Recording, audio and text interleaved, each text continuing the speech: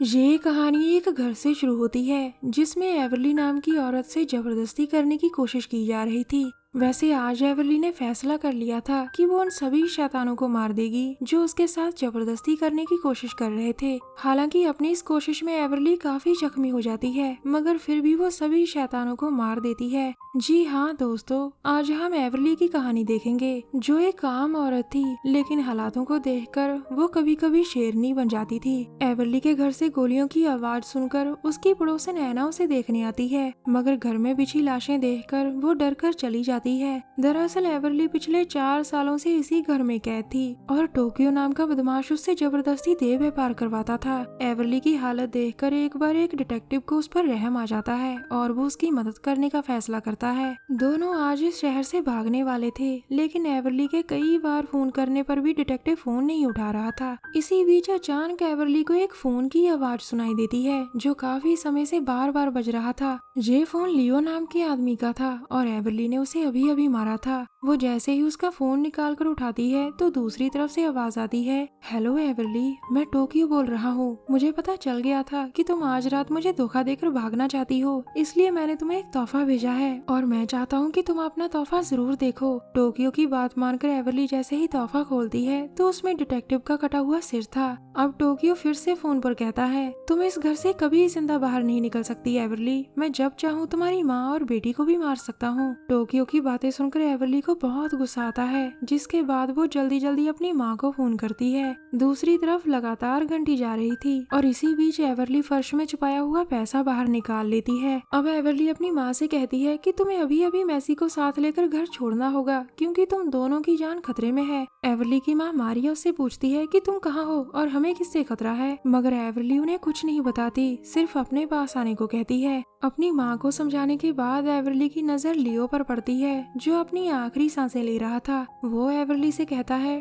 Tokyo तुम्हें कभी जिंदा नहीं छोड़ेगा, शहर की आधे से ज्यादा पुलिस उसके साथ है और वो अब इसी बिल्डिंग को खाली करवा रहे होंगे ताकि टोक्यो के आदमी तुम्हें आराम से मार सकें। उसकी बात सुनने के बाद एवरली वहाँ से भागने की कोशिश करती है, मगर पुलिस वाले उसे पकड़कर वापस घर में छोड़ देते हैं। थोड़ी ही देर बाद एवरली अपनी माँ को फोन कर पूछती है कि तुम लोग कहाँ तक पहुँचे हो। एवरली की माँ मारिया उसे बताती है कि हम जल्द ही तुम्हारे बताए पते पर पहुँच जाएंगे। ये सुनकर एवरली जल्दी जल्दी घर में पड़ी लाशें छिपाने लग जाती है क्योंकि वो नहीं चाहती थी कि उसकी माँ और बेटी की नजरें लाशों पर पड़े। कुछ देर बाद मारिया और मैसी एवरली के घर पहुँच जाती है। मारिया ने एवरली को और एवरली ने मैसी को पूरे 4 साल बाद देखा था। लियो को देखकर मारिया हैरान होती है और उसके पूछने पर एवरली कहती है, ये मेरा दोस्त है और ये काफी बीमार है। इसके बाद एवरली अपनी बेटी को एक प्यारा सा गिफ्ट देती है जिसे देखकर मैसी बहुत खुश होती है। अब मारिया पहले मैसी को सोफे पर बिठाती है और फिर वो एवरली को लेकर वॉशरूम में जाती है। मारिया उससे बार बार पूछती है कि तुम 4 सालों से कहाँ पर थी। इस पर एवरली उसे बताती है,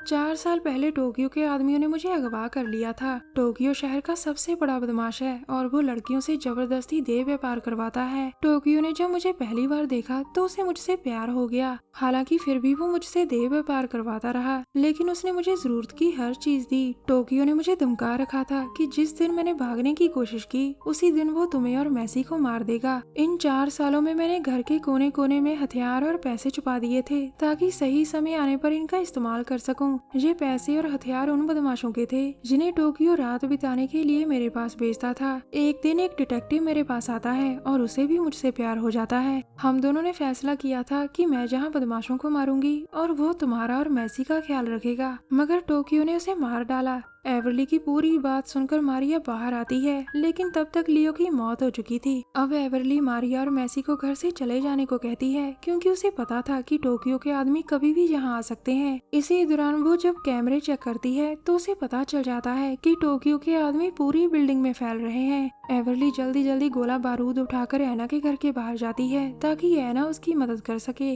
दरअसल एवरली मारिया और मैसी को उसके घर में छुपाना चाहती थी क्योंकि वो नहीं चाहती थी कि उनकी जान खतरे में पड़े। ऐना उसकी मदद करती है और वो मारिया और मैसी को अपने घर में छुपा लेती है। अब एक बार फिर से एवरली शेरनी बन गई थी और उसने एक ही पल में कई लोगों को ग्रेनेड से उड़ा दिया था। अब जैसे ही एवरली अपने घर वापस आती है तभी उसे सैंडी नाम का एक आदमी पकड़ लेता है। इससे पहले कि एवरली उसे लड़ पाती वो उसकी आंखों पर कोई पाउडर फेंकता है। दरअसल सैंडी भी टोक्यो के लिए काम करता था। हालांकि देखने में सैंडी सज्जन आदमी लगता था, लेकिन इसे जानने वाले इसे शैतान कहते थे। अब सैंडी के कहने पर एक पिंजरा लाया जाता है और फिर सैंडी के आदमी उस पिंजरे में एवरली को कैद कर देते हैं। एवरली को पिंजरे में देखकर सैंडी कहता है, टोक्यो की पसंद बहुत शानदार है। इसके बाद सैंडी अपने बैग से कुछ शीशियां निकालता है। उसकी हर शीशी में एक से बढ़कर एक खतरनाक तेजाब था। अब वो एक शीशी उठाकर एवरली के पास आता है। वो सबसे पहले तेजाब की एक बूंद रस्सियों पर डालता है ताकि एवरली तेजाब की ताकत देखकर डर जाए। फिर वो जैसे ही एवरली के चेहरे पर तेजाब फेंकने लगता है, तभी मारिया अंदर आकर उसके एक आदमी को मार देती है।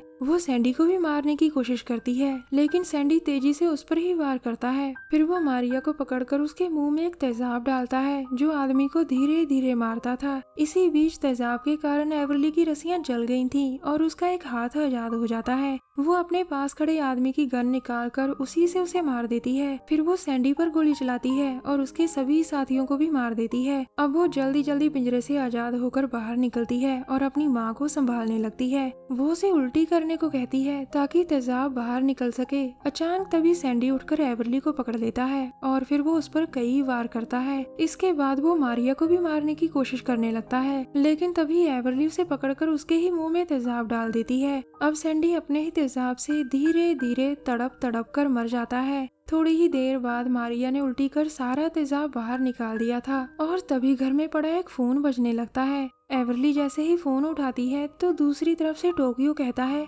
मैं तुम्हारे सामने ही हूँ एवरली, तुम मुझे देख सकती हो, लेकिन तुम्हारी माँ का नसीब इतना अच्छा नहीं कि वो मुझे देख सके। तभी टोक्यो का आदमी मारिया को गोली मारकर मार देता है। अपनी माँ की मौत देखकर एवरली को बहुत गुस्सा आता है, जिसके बाद वो एक गन निकालकर टोक्यो की तरफ कई गोलियां चलाती है। ये एवरली की बुरी किस्मत थी कि उसकी चलाई एक भी गोली टोक्यो को नहीं लगती। अब टोक्यो का आदमी एवरली की तरफ एक रॉकेट छोड़ता है, जिसके बाद एवरली का घर तहस नहस हो जाता है। टोक्यो को अपने आदमी पर इतना गुस्सा आता है कि वो एक ही झटके में उसे मार देता है, क्योंकि टोक्यो एवरली को अपने हाथों से तड़पा तड़पा कर मारना चाहता था। वो दुनिया के सामने मिसाल रखना चाहता था कि उसे धोखा देने वाला भयानक मौत मरता है। इसी बीच एवरली के घर एक स्वैट टीम आती है और आते ही एवरली को पकड़ लेती है। दरअसल ये स्वैट टीम टोक्यो के लिए काम करती थी और उसके कहने पर एवरली का गला बेड से बांध दिया जाता है। अब टोक्यो अपने आदमियों को बाहर भेजकर एवरली से कहता है, आज मैं तुम्हें बताऊंगा कि मुझे धोखेबाज कितने जहरीले लगते हैं। ये कहकर वो एवरली को काफी टॉर्चर करता है और फिर उसे खोलकर बहुत मारता है। अब वो जैसे ही उसे मौत देने लगता है, तभी एवरली उसकी टांग पर कांच के एक टुकड़े से वार करती है। इससे पहले कि टोक्यो फिर से एवरली को दबोच पाता, एवरली उसी की तलवार उठाकर उसी से उसे मार देती है। टोक्यो से लड़ते लड़ते एवरली इतनी जख्मी हो गई थी कि वो बेहोश होकर नीचे गिर जाती है। कुछ देर बाद जैसे ही जख्मी एवरली को होश आता है तो वो किसी तरह घर से बाहर निकल आती है। इसी दौरान मैसी भी खेलते खेलते एना के घर से बाहर निकल आई थी। मैसी को सही सलामत देखकर एवरली को बहुत अच्छा लगता है और फिर वो उसी की गोद में बेहोश हो जाती है। कहानी के आखिर में ईमानदार पुलिस बिल्डिंग में आ जाती है जो किसी बदमाश के लिए काम नहीं करती थी। एवरली की हालत काफी गंभीर थी और उसे हॉस्पिटल भेजने की तैयारी शुरू हो जाती है। हमारी वीडियो देखने के लिए धन्यवाद। प्लीज हमारे चैनल को जरूर सब्सक्राइब करें। मिलते हैं अगली वीडियो में, तब तक के लिए नमस्कार।